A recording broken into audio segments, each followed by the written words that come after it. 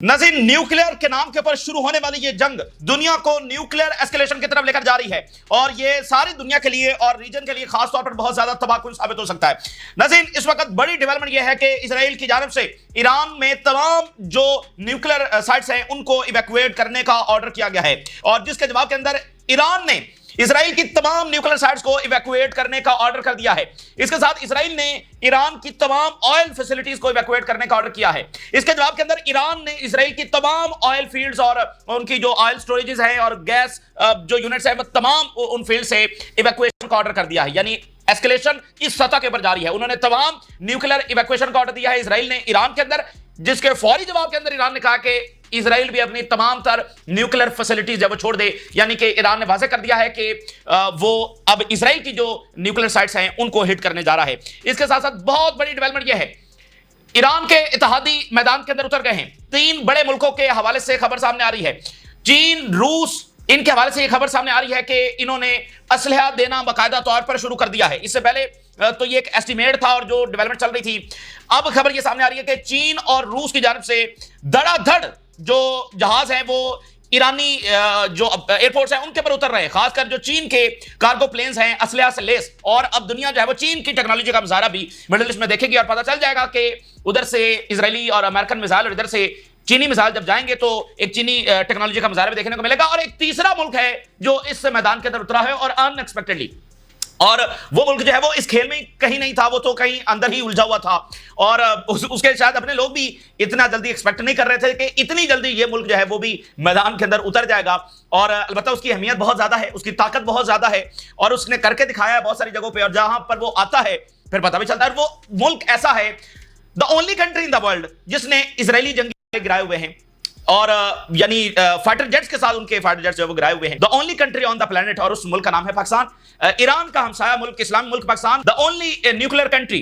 और उर्दगान का राब्ता हुआ और काफी ज्यादा राब्ते पाकिस्तान के साथ हुए। अभी खबर ये सामने आ रही है कि पाकिस्तान ने असलहा देना ईरान को शुरू कर दिया है। कंफर्म रिपोर्ट्स जो है इस वक्त सामने आ रही है। हालांकि अच्छा, ये बात पाकिस्तान ने कल ये की भी थी। पाकिस्तान के डिफेंस मिनिस्टर ने कहा था कि हम अपनी ऑल माइट के साथ ईरान के साथ खड़े हैं, लेकिन बुनियादी तौर पर इसको समझा गया कि शायद ये सिर्फ एक स्टेटमेंट है जैसे बाकी इस्लामी मुल्क जब दे रहे हैं। लेकिन अब ये खबर कंफर्म आ रही है कि पाकिस्तान ने असलहा देना जब शुरू कर दिया है। और साथ शाम और जो लेबनान का बॉर्डर है वहां पर फौज की डिप्लॉयमेंट की खबर सामने आ रही है। इजरायली फौज वहां पर डिप्लॉय हो रही है फ्रंट लाइंस के ऊपर। तो क्या कोई खदशा है कि वहां से कोई हमला होने जा रहा है? आलमी जंग के खतरात इस वक्त बढ़ते चले जा रहे हैं और चूंकि इसमें स्केल बढ़ता चला जा रहा है और इसराइल की हलाकतों की रिपोर्ट सामने आ रही है, हंड्रेड्स ऑफ कैजुअलिटीज की रिपोर्ट सामने आ रही है। 2, 4, 10, 12, 15 की बात नहीं कर रहे हैं हम, सैकड़ों की बात कर रहे हैं और तल अवीव के अंदर कर रहे हैं। ईरानी मिसाइल जो टकराए हैं वहां से हंड्रेड्स ऑफ कैजुअलिटीज की रिपोर्ट सामने आ रही है। तो आखिरकार इजराइल को वो फेस करना पड़ रहा है जो उसने डेकेड्स तक रीजन के अंदर जो तबाही मचाई है। अल्टीमेटली अब इजराइल को ये फेस करना पड़ रहा है और उनको आहिस्ता आहिस्ता ये समझ लग रही है कि ये बदमाशी उनकी गलती और पछतावा बनने जा रही है। ये तमाम सूरत हाल आपके सामने रखेंगे। नाज़रीन, हम तेजी के साथ एस्केलेशन की तरफ जा रहे हैं क्योंकि तेजी के साथ जो ग्लोबल पावर्स हैं वो इसके अंदर शामिल हो रही हैं और किसी भी वक्त अमेरिका इस जंग के अंदर शामिल हो सकता है। At any time, at any second ये फैसला जब वहां से हो सकता है। हाईली अमेरिका उसके तमाम जो रिसोर्सेज हैं वो मोबिलाइज हो चुके हैं, उसकी एयरफोर्स मोबिलाइज हो चुकी है। जो ईरान से हमले हो रहे हैं उसको उन जो मिसाइल और ड्रोन्स हैं उनको गिराने में अमेरिका ऑलरेडी शामिल हो चुका है पिछले घंटों से। तो अब वो ईरान पर अटैक करने में भी किसी भी वक्त हो सकता है। तो इसलिए आलमी जंग के खतरा जो वो बहुत ज्यादा बढ़ रहे हैं। अच्छा, अब 2 बड़े इवेंट्स पहले मैं आपके सामने रखता हूं और उसमें यह है, पहला बड़ा इवेंट तो यह है, यानी ईरान अकेला लड़ रहा था लेकिन अब उसमें बड़ी जो डेवलपमेंट हुई है कि ईरान के इत्तेहादी उतर गए। और उसकी वजह क्या है हमने पिछली वीडियो में तफसील के साथ डिस्कस किया कि ईरान को सबने रोक कर रखा हुआ था कि आपने न्यूक्लियर नहीं बनाना। रशिया ने, चाइना ने, ब्रिक्स ने, मिडिल ईस्ट ने, सबने, तो ईरान ने उनका लिहाज किया और न्यूक्लियर नहीं बनाया। तो अब जब ईरान के ऊपर हमला हो गया है तो फिर बाकियों ने जो प्लेज किया था वो आना था। और फिर ये जो कंप्रिहेंसिव पार्टनरशिप करके बैठे हुए थे चाइना, रशिया और ये सारे, तो वो किस दिन के लिए की थी? वो आज ही के दिन के लिए की थी। अब वो करके दिखानी है। तो कंप्रिहेंसिव पार्टनरशिप तो हो गई थी, इसलिए उस वक्त भी ये बात हुई कि ये ईरान की तारीख का सबसे बड़ा लम्हा है। तो ईरान पर हमला हुआ तो रशिया और चाइना को बहरहाल आना था और वो इस वक्त आ चुके हैं। इस वक्त बताया जा रहा है कि चीन, रूस और पाकिस्तान से असलहा सप्लाई, खासकर चीनी जो कार्गो हैं वो ईरानी एयरपोर्ट्स के ऊपर लैंड होते हुए देखे जा रहे हैं। अच्छा, इसको बहुत सारे मीडिया और इजरायली मीडिया भी कंफर्म कर रहा है, मिडिल ईस्ट का मीडिया भी कंफर्म कर रहा है। Pakistan, China and Russia are helping Iran transport air cargo including missiles. Iranian media, a second Chinese military cargo plane lands at Iranian airport. मेरे ख्याल से ये चाइना की अपनी फॉरेन पॉलिसी के अंदर ये बहुत बड़ा शिफ्ट हम देख रहे हैं। ये बहुत ही तारीखी इस वक्त टाइम है कि चीन जो है वो एक सेंचुरी से उसकी पॉलिसी ये रही है, जब से वो आजाद हुआ है, कि वो किसी मिलिट्री कॉन्फ्लिक्ट का हिस्सा नहीं होगा। उसका फोकस सिर्फ और सिर्फ जो है वो इकोनॉमी रहा है। लेकिन हम ये बात भी डिस्कस करते रहे कि अब अगर यहां पर जंग छिड़ेगी, अगर एशिया के अंदर जंग छिड़ेगी जिसमें अब प्राइम टारगेट चाइना है, लेकिन उसके इत्तेहादी के ऊपर पहले हमला होगा, तो क्या चाइना अपनी उसी इकोनॉमिक पॉलिसी को परसू करेगा या फिर अब उसको मिलिटरीली भी आकर अपने इंटरेस्ट जो है उनका दिफा करना है? ये एक बहुत बड़ा सवाल था और उसका जवाब आज आ गया है। चाइना ने अब अपनी पॉलिसी के अंदर बहुत बड़ा शिफ्ट लेकर आया है कि वो मिलिटरीली, ये कोई आम बात नहीं है कि चाइना के मिलिट्री प्लेन्स है वो इस वक्त ईरान के एयरपोर्ट्स के ऊपर उतर रहे हैं, और चाइना की हिस्ट्री रही है वो इस तरह से मिलिट्री कॉन्फ्लिक्ट्स के अंदर आता नहीं है। तो पहला मुल्क जिसको बरह रास्त वो लैंड कर रहा है और चीनी हथियारे और असलहा लेकर आ रहे हैं वो इस वक्त ईरान है। और चीन ने जाहिर बात है अब इस रीजन के अंदर बहुत ही वाइटल कार्ड साबित होना था, क्योंकि अल्टीमेट पर्पस चीन के खिलाफ जंग है, तो चीन को लड़ना है। अगर वो इंतजार करता रहेगा कि ईरान भी गया फिर दूसरा भी गया, तो अल्टीमेटली चाइना पर ही तो आकर अमेरिका ने हमला करना है, तो चीन को आना था। लेकिन अब बात यह है कि चीनी टेक्नोलॉजी दुनिया नहीं जानती कि वो कैसी है। वो कभी खुद चाइना जंगों में गया नहीं, तो उसने क्या क्या चीजें बनाकर रखी हैं ये तो अब मुजाहरा होगा और पता चल जाएगा। ऑलरेडी जो वेस्टर्न वेपन्स हैं उनको शिकस्त हो रही है, तो एक तो ये बड़ी डेवलपमेंट होगी, गेम चेंजर डेवलपमेंट है। अच्छा, अगली बात यह है कि एस्केलेशन एक और देखने को मिल रही है। शाम और जो लेबनान के बॉर्डर्स हैं वहां पर जो इजरायली फौज है वो डिप्लॉय की गई है। अब इसका क्या मतलब है? क्या इजराइल को यह खतरा है कि इन दोनों जगहों से इजराइल पर हमला होने जा रहा है? देखिए, अगर इसमें रूस आ चुका है, अगर इसमें चीन आ चुका है, अगर इसमें पाकिस्तान आ चुका है, तो आपको क्या लगता है कि हिजबुल्लाह नहीं आएगी? हिजबुल्लाह तो बनी ही आज के दिन के लिए है, तो हिजबुल्लाह ने इसमें आना ही आना है। ठीक है, लेबनीज गवर्नमेंट जो भी कहती रहे, जिस तरह ये एस्केलेशन हो रही है, आने वाले किसी भी टाइम में हिजबुल्लाह जो है जंग के अंदर दाखिल हो सकती है। और ये जो डिप्लॉयमेंट की गई है ये इस बात का एक नया सबूत है। Reserve forces are deployed on our front lines on the borders with both Lebanon and Syria. इस वक्त कम्युनिकेशन भी हो रही है, मैसेज एक्सचेंज भी हो रहा है। जाहिर बात है रशिया और अमेरिका के जो बैक चैनल्स है वो भी इस वक्त राब्ते में होंगे, बल्कि रशिया और अमेरिका के तो जो डायरेक्ट तीसरा राउंड है वो सऊदी अरेबिया के अंदर होने जा रहा था, ये आजकल में वो होना था। तो रशियंस अमेरिकन को ये बात कन्वे कर रहे होंगे। तो जो ये आगे एस्केलेशन होगी, इजराइल घिरता चला जाएगा, हिजबुल्लाह मैदान में आएगी। अब ये बिल्कुल क्लियर है। इसमें इराक आपको मैदान के अंदर आता हुआ नजर आएगा और यमन तो ऑलरेडी है। तो फिर ये ईरान, इराक और लेबनान और फिर यमन, ये चार बड़े मुल्क होंगे जो हमला कर रहे होंगे।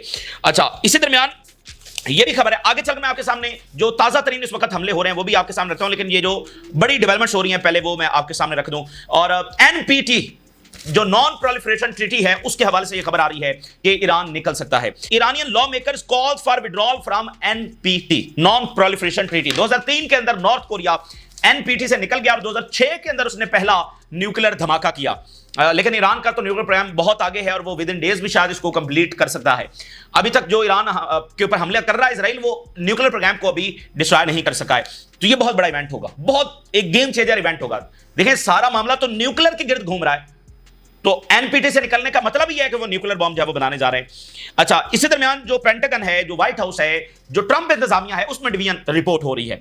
उसमें मागा वाले खुश नहीं है। मागा वाले अपने लिए बिट्रेयल ये समझ रहे हैं कि हम ट्रंप को इसलिए लेकर आए कि वो जंगें खत्म करेगा, ठीक है ना, वो जंगें खत्म करेगा, और ये तो उल्टा एक बार फिर हमें जंगों के अंदर ले गया। और जिस जंगों से हम सबसे ज्यादा चिढ़ते हैं, जिस जंगों में हमें ट्रिलियंस ऑफ डॉलर्स का कर्जा चढ़ गया, जिस जंगों ने हमें सबसे ज्यादा नुकसान पहुंचाया, यानी कि मिडिल ईस्ट की जंगें, उन्हीं जंगों के अंदर वो फिर ले गए। और डीप स्टेट की वो जंग जो वो कई दहाइयों से करना चाह रहे थे, ईरान की जंग, उसके अंदर ट्रंप ले गया।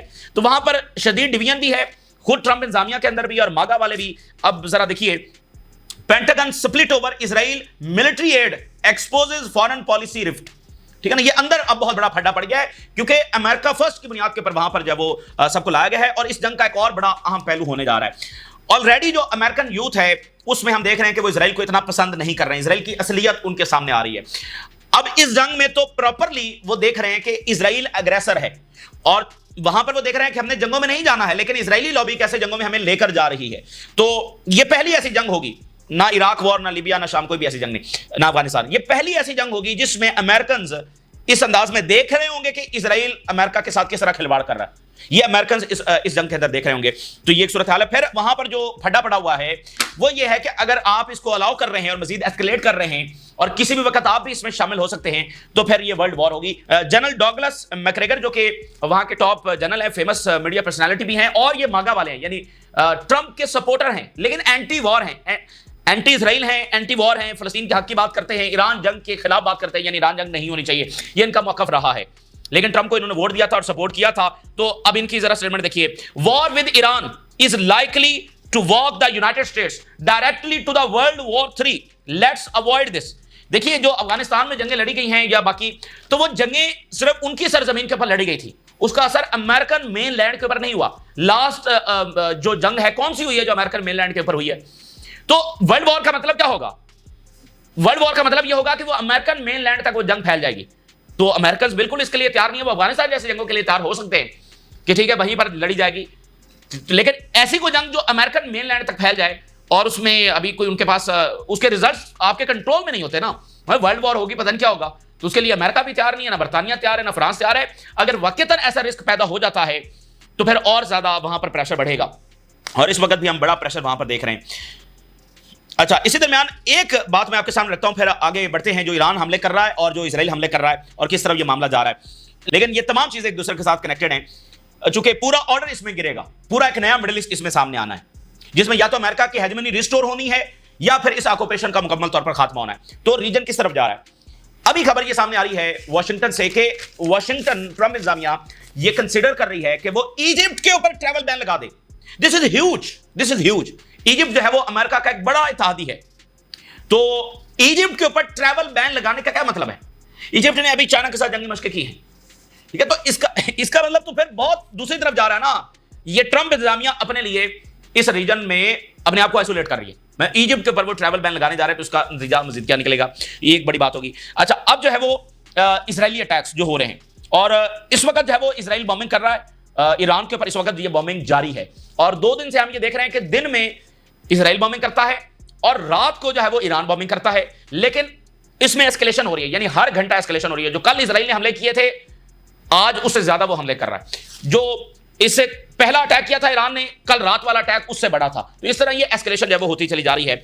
और इस वक्त मेगा डेवलपमेंट यह है कि इजराइल ने कहा कि तमाम जो न्यूक्लियर साइट्स हैं ईरान खाली कर दे, और इससे खतरा पैदा हुआ है कि इजराइल जो है वो किसी भी वक्त जो जेरिको मिसाइल है वो इस्तेमाल कर सकता है। अब इजराइल के ऑर्डर के ऊपर फौरी तो वो खाली करने वाले नहीं, और वैसे भी कभी भी नहीं खाली करेंगे, लेकिन वो खाली करने का क्यों कह रहा है? क्योंकि इजराइल जो है वो यहां पर जेरिको मिसाइल इस्तेमाल कर सकता है। जेरिको मिसाइल क्या है? ये वो मिसाइल है जो न्यूक्लियर केपेबल है, और ये उनका सबसे सीक्रेट मिसाइल है। इसके बारे में ज्यादा वहां पर ऑफिशियल्स को पता भी नहीं है। ये सबसे उनका सीक्रेट मिसाइल है और न्यूक्लियर कैपेबल है, ये इससे पहले इस्तेमाल नहीं हुआ। तो यहां पर ये खतरा बताया जा रहा है कि ये जो उन्होंने सारी न्यूक्लियर फैसिलिटीज को कहा कि यहां से इवैक्यूएट करें, तो वो ये मिसाइल जो इस्तेमाल कर सकते हैं। और अभी अस्फहान की जो न्यूक्लियर फैसिलिटी है उसको टारगेट करने की इतलात भी सामने आ रही हैं, और तेहरान को इस वक्त इजराइल बॉम्बिंग कर रहा है। Israeli army, we call for the evacuation of all nuclear facilities in Iran. Channel 14 Israeli media. Israel is preparing to launch intensive attacks on Iran today. Our forces bombed a nuclear facility in Isfahan. ये कुछ minute पहले के reports हैं जो आपके सामने रख रहे हैं। The army bombed a nuclear facility in the central city of Isfahan. Tehran air defense are now engaging hostile targets. Tehran, ये ईरानी मीडिया बता रहा है, तेहरान के ऊपर इजरायली जो अटैक्स हैं वो हो रहे हैं, और वो कह रहे हैं हमारा एयर डिफेंस इंगेज कर रहा है as per its capacity. We have long list of targets in Iran that we have not yet struck. Israeli army कह रही है हमारे पास लंबी लिस्ट है जिसके ऊपर हमने बमबारी करनी है। और ईरान ने जो अभी ऑर्डर किया है उससे भी अंदाजा हो रहा है कि कितनी ज्यादा एस्केलेशन आगे होने जा रही है। ईरान ने कहा है कि शेल्टर्स, उन्होंने मॉस्क, मस्जिदें, उनको शेल्टर डिक्लेयर कर दिया है। स्कूल्स, सबवेज, इन सबको जो है वो शेल्टर डिक्लेयर किया गया है। Starting tonight metro station will be open 24 hours a day as a shelter. इसके साथ साथ जो मेट्रो स्टेशन हैं उनको भी 24 आवर, यानी अब मुसलसल वो एज अ जो है वो शेल्टर ही इस्तेमाल होंगे मेट्रो स्टेशन जो है। और इसके अलावा मसाजिद, स्कूल्स, ये सारे भी एज अ शेल्टर डिक्लेयर कर दिए गए हैं। तो इसका मतलब भी वाज़ेह है कि बहुत बड़े हमले ईरान के ऊपर होने जा रहे हैं, तो ये एकदम उनकी जानिब से उठाया गया है। अच्छा, अब ईरान जो है वो इसके जवाब में क्या रिस्पॉन्स करने जा रहा है? ईरान ने जो बात की है, ईरान ने कहा कि फॉरेन न्यूक्लियर फैसिलिटीज खाली कर दी जाए। ईरान ने कहा कि ऑयल और गैस जो फील्ड्स हैं वहां से मुकम्मल तौर पर वो इवैक्यूएट करें, हम वहां पर अटैक करने जा रहे हैं। और ईरान ने एक और बात की है, ईरान ने कहा है कि हम डिसाइसिव स्ट्राइक इजराइल के ऊपर करने जा रहे हैं। पहला हमला भी बहुत बड़ा था, कल रात वाला हमला भी बहुत बड़ा हमला था, बहुत बड़ा इंपैक्ट क्रिएट किया, और ये कल रात वाला हमला इजराइल की तारीख का सबसे बड़ा हमला था, ठीक है, इसने पिछले हमले का रिकॉर्ड तोड़ा। तो अब वो किस डिसाइसिव हमले की बात कर रहे हैं? तो जाहिर बात है वो उन मिसाइलों को इस्तेमाल करने की बात कर रहे हैं जो बहुत ज्यादा एक्सप्लोसिव कैरी कर सकते हैं, जो अभी तक इस्तेमाल नहीं हुए हैं। तो ईरान उन मिसाइलों को इस्तेमाल करने की जो है वो बात कर रहा है। और इमाम खामनाई के बारे में ये बात ज़हन में रखें कि दरवेश नजर आते हैं, वो दरवेश हैं, लेकिन उनकी एक और खासियत भी है, वो कमांडर भी हैं। जो इराक और ईरान की जंग हुई है उसमें ईरान के सदर कौन थे? वो इमाम खामनाई थे और यही जंग को लीड कर रहे थे, ठीक है ना। और इसी काबिलियत की बुनियाद पर, इसी आप कहने की जंग जीतने की बुनियाद पर तो वो सुप्रीम लीडर बने थे, और बाकी बहुत सारी उनकी खसूसियात और ईमानदारी और बहुत सारी चीजें थी, लेकिन वो एक कमांडर भी थे, ठीक है ना। तो उन्होंने इराक की जंग लड़ी है, तो उनको पता है कि जंगें जो है वो किस तरह से लड़नी है, और ये बहुत बड़ी जंग है ईरान की तारीख की। पीपी एस्कोबार जो कि फेमस एनालिस्ट हैं, उनकी एक स्टेटमेंट मैं आपके सामने रखता हूं। ये बताते रहते हैं कि क्या चल रहा है, कैसे चल रहा है। Iran has support of Pakistan, Russia and China and SCO. और जो शंघाई कोऑपरेशन के, अब आप देखिए वाइटल कार्ड यहां पर चीन है। ये जंग चीन की जंग है, क्योंकि ये जंग एशिया में शुरू हो चुकी है, जिसका कंप्रीहेंसिव गोल चाइना को कंटेन करना है। तो ये सारी जंगें चीन की जंगें होंगी। तो एससीओ शंघाई कोऑपरेशन ऑर्गेनाइजेशन जो है ये सपोर्ट कर रही है। एंड अरब स्ट्रीट किसके साथ खड़ी है? अरब स्ट्रीट जो है वो ईरान के साथ खड़ी है। और अलबत्ता वो कहते हैं but not their fifth column elite, लेकिन अरब जो एलीट है कुछ का वो नाम ले रहे होंगे, निशानदेही कर रहे हैं कुछ हुक्मरानों की, कुछ उनके एलीट्स की, वो अलबत्ता ईरान के साथ नहीं खड़े, लेकिन अरब स्ट्रीट जो है वो ईरान के साथ खड़ी है। The overwhelming majority of the lands of Islam, पूरी इस्लामी दुनिया वो ईरान के साथ खड़ी है। And the overwhelming majority of the global south, Venezuela, Cuba, Africa, Indonesia, ठीक है। ये ग्लोबल साउथ की तो बुनियाद ही वहां इंडोनेशिया के अंदर जब रखी गई थी।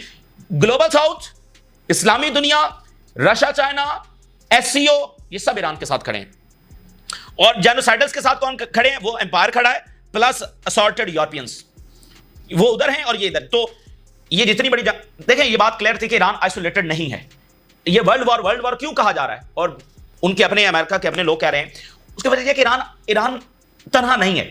ईरान के लिए रशिया और चाइना ने आना है, बाकी मुल्कों ने आना है, तो फिर आप भी वहां पर होंगे तो फटा पड़ जाएगा।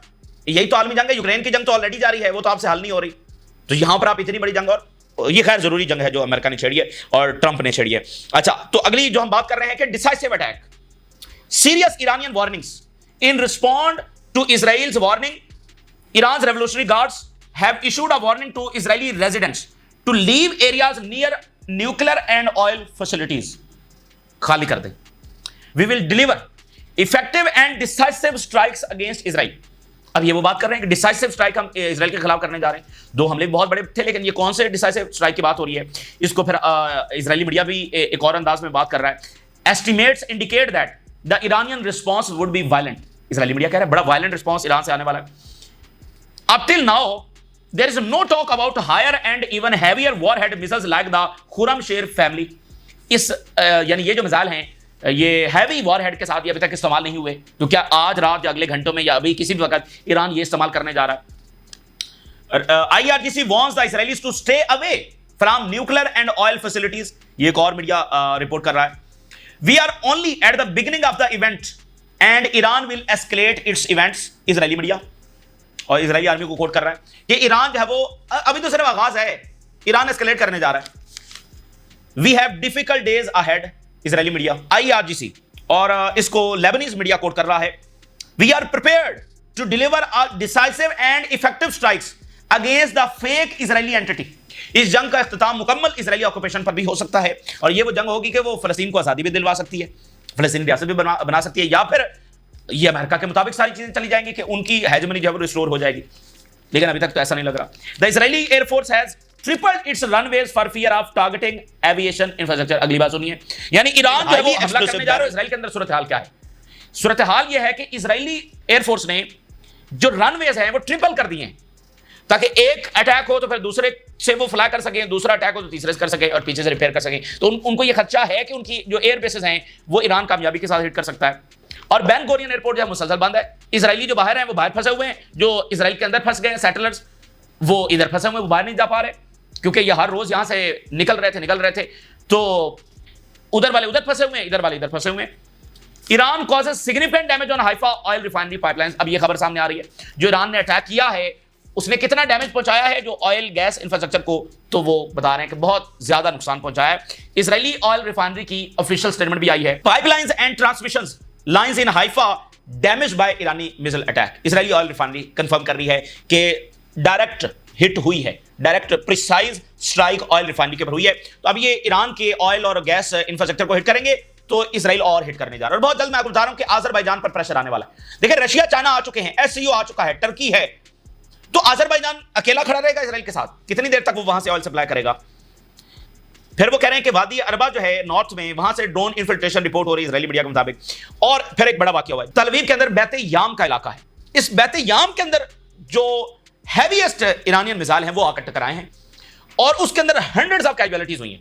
ताजा रिपोर्ट के मुताबिक 6 इजरायली सेंट्रल जो वो उसमें निशाना बने और 200 इजरायली जो वो जख्मी हुए हैं, ह्यूज नंबर्स। और ये इब्तदाई रिपोर्ट्स हैं, और जो जख्मी हैं वो क्रिटिकल कंडीशन के अंदर है बहुत सारे। ये सिर्फ एक मिसाइल की हम बैत याम की सिर्फ आपको डिटेल, यानी इतनी massive casualties Israel never witnesses, और ये सब नेतन्याहू का किया धरा है और इजरायली सेटलर्स को पता चल रहा है। और नेतन्याहू वहां पर पहुंचा है। अच्छा, ये वहां पर इसलिए भी गया कि अच्छा, ये वहां पर इसलिए भी गया है कि कैजुअलिटीज बहुत ज्यादा हुई हैं, लेकिन इसलिए भी गया है कि वो बातें चल रही थी ना, ये फरार हो गया, जो कि हुआ भी है। ये मुसद्दका रिपोर्ट्स आई हैं, तो अब हो सकता है ये वापस आ गया हो। तो अब ये वहां पर गया, इजरायली जो प्रेसिडेंट है वो वहां पर गया है, और इजरायली डिफेंस मिनिस्टर भी वहां पर गया है। मेयर ऑफ बैत याम इन तल Aviv, 6 killed and 200 injured in Iranian attack, ये वहां से कंफर्मेशन आ रही है। और ये वाली हेडलाइन देखिए, Israeli ex prime minister thinks Israel can not delay Iran nuclear programme for long, ज्यादा देर तक इसको डिले नहीं कर सकता। और इन्होंने ये भी कहा है कि इजराइल जो है वो अकेला अपना दिफा भी नहीं कर सकता ईरान के खिलाफ, अमेरिका की हमें जरूरत होगी। और उन्होंने कहा कि वो इस जंग के बुनियादी तौर पर खिलाफ है, और ये कह रहे हैं कि इजराइल अपना दिफा नहीं कर सकता। तो ये इस वक्त की ताज़ा तरीन सूरत हाल है जो आपके साथ शेयर की। तेजी के साथ डेवलपमेंट्स हो रही है, मिनट मिनट में बदल रहा है मामला, आलमी जंग, इलाकाई जंग, एक तूफान है बस कि क्या होगा आगे, क्या होगा।